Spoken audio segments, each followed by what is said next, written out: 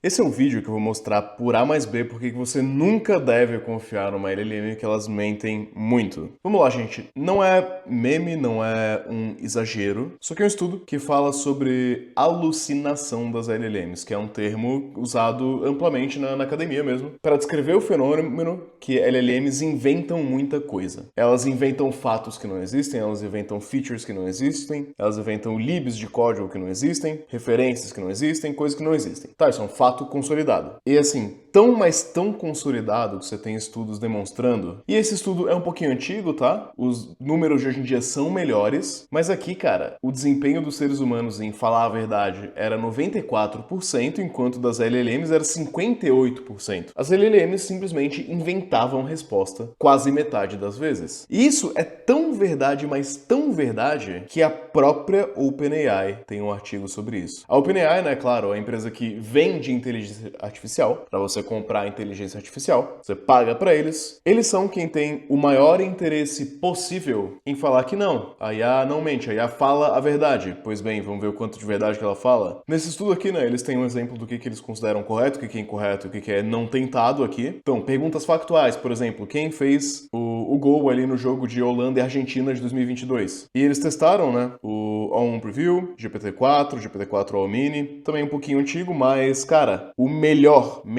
modelo deles deu a resposta incorreta 48% das vezes, não tentou 9% e acertou 42%. Aí a mente, e ela mente muito. Quer ver um negócio? Tô aqui no ChatGPT, né? Vou perguntar sobre o patrocínio de hoje. Chat, a High Globe aceita pagamentos em euro? Vamos ver o que ele vai me responder aqui. Sim, pelo que consta atualmente, a High Globe aceita recebimentos em euro e também em USD. É sério isso? E meus queridos, se você trabalha para os Estados Unidos e agora para a Europa, você vai ficar muito feliz de ouvir que sim, agora é possível você receber dinheiro tanto dos Estados Unidos em dólar quanto da Europa em euro. Então, se você trabalha para gringa, assim, eu uso a High Globe há, cara, quanto tempo já? Acho que faz uns 2 anos. Eu tenho o cartão da High Globe que eu posso adicionar no meu celular, no Apple Pay ali, Google Pay, e gastar esse meu saldo aqui, ou eu posso deixar esse meu saldo parado rendendo. Você pode ver que o meu saldo no High Globe Earn já rendeu quase $200, só de eu deixar aqui de um mês pro outro, volta e meia. E eu uso a High Globe porque eu acho a melhor solução para receber dinheiro de fora do país. Você vai ter seu saldo aqui, você vai clicar aqui na direita em retirar, vai selecionar a sua LPJ, vai escolher um valor para sacar, né? Vai clicar aqui em Next. O custo deles é o melhor que eu já vi, é 0,3%, ou seja, a cada $1.000 você vai estar pagando $3 por esse serviço. Não tem mais nenhuma taxa, mais nenhum imposto adicional em cima disso. O câmbio é o câmbio oficial, no dia de hoje que eu tô gravando, 7 de julho, $1 vale R$5,12. E aí você clica aqui embaixo em confirmar e vai cair um Pix na sua conta, e é por isso que eu uso a High Globe. É uma solução rápida, confiável, tecnológica, que eu recomendo para todos os meus amigos e é a única que eu uso para receber dólares dos Estados Unidos e agora euro da Europa. E eu genuinamente acho eles excelentes, não tenho nada a reclamar. Na verdade, as únicas duas coisas que eu gostaria deles, eles já me deram, que era o cartão de crédito e o recebimento em euro. Então agora tá perfeito. Clica no link na descrição, usa o cupom Augusto20 e essa taxinha aqui, você vai ter 20% de desconto nisso, vai ficar mais barato ainda. Se você trabalha pra gringa, você vai querer utilizar aqui a High Globe, recomendo muito. E bom, felizmente agora as IAs estão um pouco melhores, elas estão mentindo menos porque elas têm a chamada de tool, a chamada de ferramentas, né, o tool calling. Existe essa pesquisa muito boa também dentro da própria OpenAI, que ela pergunta por que os modelos de linguagem têm alucinação. E a alucinação tem muito a ver com isso daqui, ó. Os procedimentos padrões de treinamento e avaliação recompensam o palpite ao invés do reconhecimento de incerteza. Então sabe quando você escreve um prompt muito detalhado, você fala, cara, pelo amor de Deus, ChatGPT, se você não tiver certeza do que você está falando, me pergunta, ou fala que não tem certeza, ou busca uma fonte, pelo amor de Jesus Cristo, e aí você vê que isso daí de fato funciona. Isso de fato funciona em parte por causa disso aqui. E claro, isso aqui é um artigo longo, né? Mas é sobre a avaliação de tarefas, a forma com que eles fazem o reinforcement learning, e esse artigo tem uns detalhes muito interessantes aqui no fim, tá? Dentro da conclusão do próprio ChatGPT,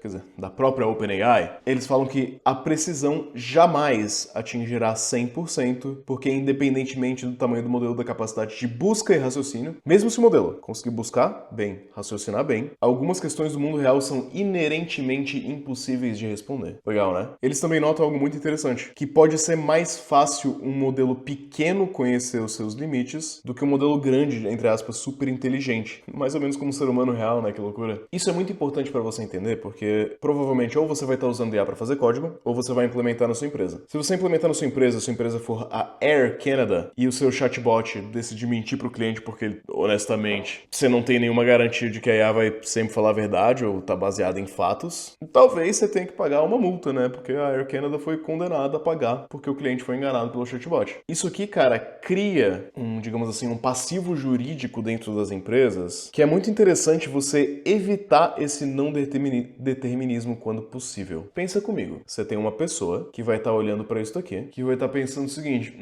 a LLM mente, e eu tô falando aqui com a LLM da Latam. Se eu ficar tentando o tempo inteiro fazer uma pergunta de uma maneira que ela responda de maneira incorreta e eu tomar ações baseado nisso, de repente consigo levar uma vantagem aqui da Latam, né, a companhia aérea. Só dando um exemplo. Não quero que você faça isso porque eu gosto muito da Latam. Mas nos sistemas que você vai implementar, toma muito cuidado com esse tipo de chatbot, principalmente se ele tiver capacidades agênticas, né? O que é uma capacidade agêntica? Isso tem ficado cada vez mais comum. Chatbots que podem, por exemplo, oferecer desconto, né? Ele pode tentar ali, um usuário malicioso pode tentar um desconto ali de 99%. Se eu, Augusto Galego, tivesse um chatbot, você poderia tentar conseguir um desconto mais alto. Eu não sei se funcionaria, mas o meu custo é tranquilo, né? Eu não vendo produtos físicos, agora se eu vendesse produto físico seria um problema. Você tem estudos extremamente compreensivos demonstrando, nesse caso aqui, alucinações a respeito de pacotes, né? Pacotes, no caso, libs, né? Em linguagens como, por exemplo, Python e JavaScript aqui. As LLMs nesse set aqui de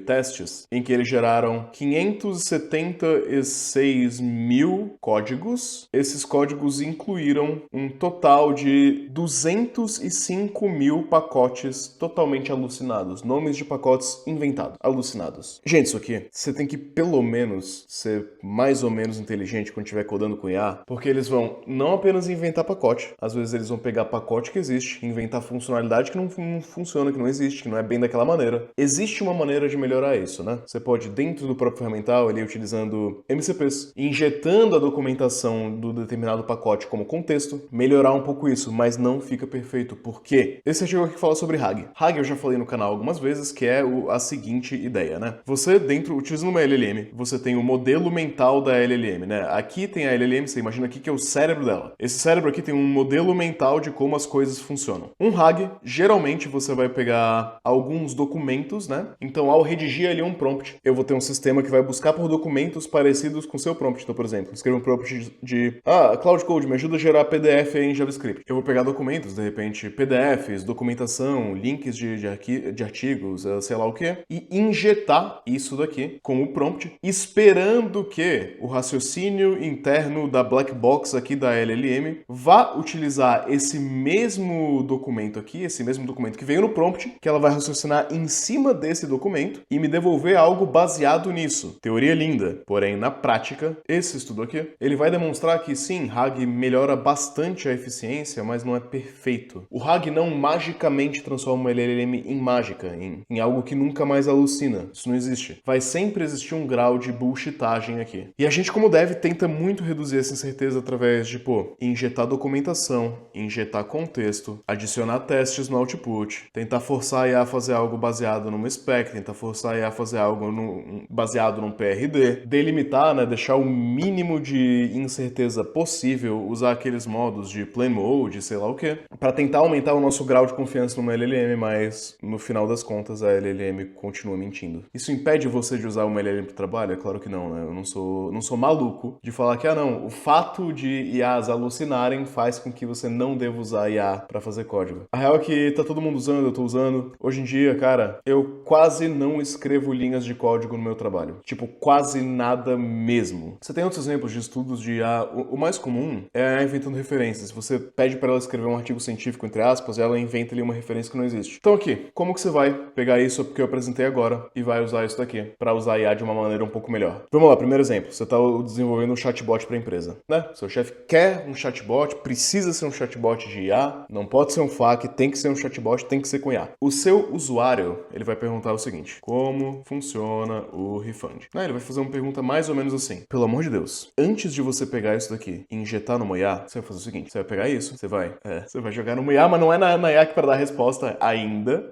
e a IA vai transformar esse prompt, você vai ter um prompt engineering ali, né, para IA, corrigir os erros de português desse prompt, transformar isso num prompt mais detalhado. Juntamente a isso, você vai buscar a documentação interna da empresa, utilizando técnicas de RAG, né? Você vai utilizar um RAGzinho aqui, vai juntar essas duas coisas aqui e vai transformar isso daqui num prompt, que o prompt vai final, através de ele orquestrando algumas chamadas ali para IA e alguns retrievals de documentos. O prompt final vai ser algo tipo assim: aqui está a documentação de refund da empresa. E aí, né, aqui é a parte da documentação. Doc, cite exatamente a frase que responde essa pergunta e então explique a frase. Algo nesse sentido, né? Você vai internamente testar isso algumas vezes. Internamente, você vai usar uma IA como judge, né? Para julgar algumas coisas desse negócio. Tem umas questões, elas chamam faithfulness, por exemplo, tá? Procura AI, judge, faithfulness, né? Para julgar o quão fiel tá ao input, o quão fiel a resposta tá com o documento providenciado. Enfim, a IA vai explicar a frase, aqui, ó, como funciona o refund. Esse vai ser o seu prompt que vai gerar a resposta, que vai ou para o cliente ou para um sistema que vai novamente analisar essa resposta mais uma vez para ver se a IA não está inventando. Se a IA estiver inventando, isso volta até a IA parar de inventar e de fato responder algo exatamente como está no documento. Isso é para o caso de você querer implementar uma IA num sistema em produção. Para o caso em que você está usando IA para uso pessoal, aqui ó, palavrinhas mágicas. Você provavelmente vai estar promptando em inglês, né? Use your search tool. Use a sua ferramenta de busca. Você viu que o GPT aqui respondeu, né, que a HiGlobe aceita euro porque o GPT pesquisou na internet. Ele me deu os sources aqui, ele me deu as fontes. Usa a ferramenta de busca. Pede para ele usar a ferramenta de busca, no seu caso. Quando você estiver escrevendo código também, você pode pedir para IA, run tests, né, rode os testes. Escreva um teste que falha, aí escreva o código, aí, né, faz TDD ali. Você pode usar IA agressivamente, mas você precisa entender que a gente precisa criar um ferramental de guardrails ali em volta da IA, para que ela esteja agindo e respondendo adequadamente, fazendo código adequadamente, porque ela vai mentir para você.